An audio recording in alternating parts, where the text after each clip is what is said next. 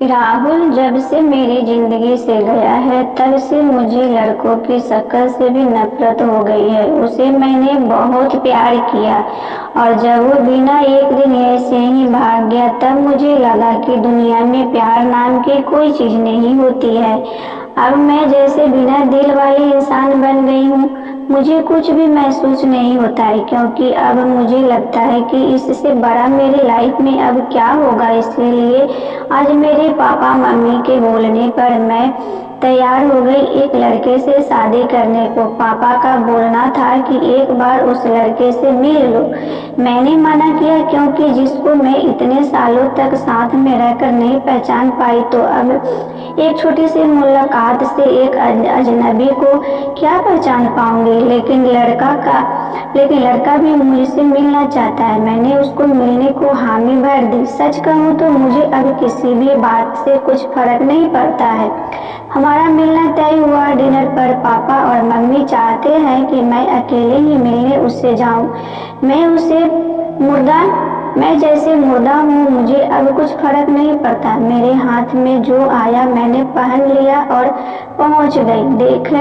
देखा तो वो मेरे लिए वहां बैठा इंतजार कर रहा था। मुझे देखते ही मेरे पास आया और मेरा नाम पूछता है। सामने जाकर मैं उसके बैठ गई। उसकी आंखों में चमक थी लेकिन मैं इस चमक को जानती हूँ यह हर लड़का दिखाता है। अंदाजा है मुझे अब अच्छी तरह है। मैंने उसे कहा नहीं, लेकिन जिंदगी का बहुत बड़ा सबक मुझे सीख कर गया। वो लड़का मेरा मुंह उतरा देख कर मुझसे पूछता है क्या हुआ, सब ठीक है। मैंने भी उसे जवाब दिया मेरी थोड़ी तबीयत खराब है। फिर वो बोला कि आप फिर आज क्यों मिलने आई, हम फिर कभी और भी डिनर कर सकते थे। बात तो वह अच्छी कर रहा था लेकिन अच्छी बातें लड़कों की कितनी जल्दी बदल जाती है इसका अंदाजा मुझे अब अच्छी तरह है। मैंने उससे कहा नहीं, मैं ठीक हूँ, कोई बात नहीं। खाना मेरी पसंद का ऑर्डर किया। फिर अचानक उसको किसी का फोन आया और जब फोन पर उसने बात की तो मैंने तय कर लिया कि अब मैं इससे शादी नहीं करूंगी। फोन पर उसे अपना नाम बताया सामने वाले को और यह वही नाम था जिसे मैं अब कभी सुनना नहीं चाहती थी। उसका नाम भी राहुल था। मैं भी हैरान थी। मैं इतनी ज्यादा खोई हुई थी कि अभी तक मैंने उसका नाम नहीं पूछा, न पापा मम्मी से ना ही उससे। मैं एकदम से खड़ी हो गई और उसको बोला कि मैं जा रही हूँ, मेरी तबीयत ज्यादा खराब है। वो जैसे घबरा गया। मुझसे बोलता है कि मैं छोड़ देता हूँ आपको गाड़ी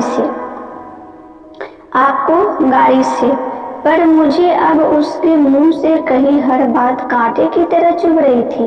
उसको बिना जवाब दिए मैं वहां से चली जा रही थी और वो मेरे पीछे पीछे आ रहा था। मेरी आंखों से अब आंसू टपकने लगे और मैं बाहर टैक्सी या ऑटो का इंतजार करने लगी।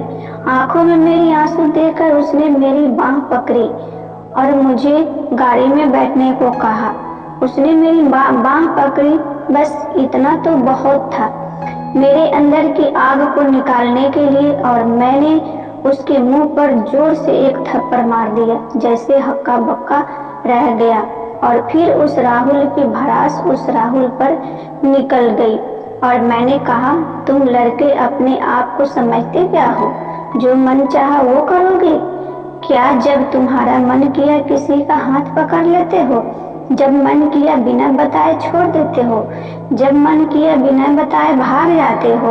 और वो बस चुपचाप मुझे खड़ा देख रहा था। टैक्सी आई और मैं बैठकर वहां से चली आई। आते ही वक्त मैंने उसका चेहरा भी नहीं देखा।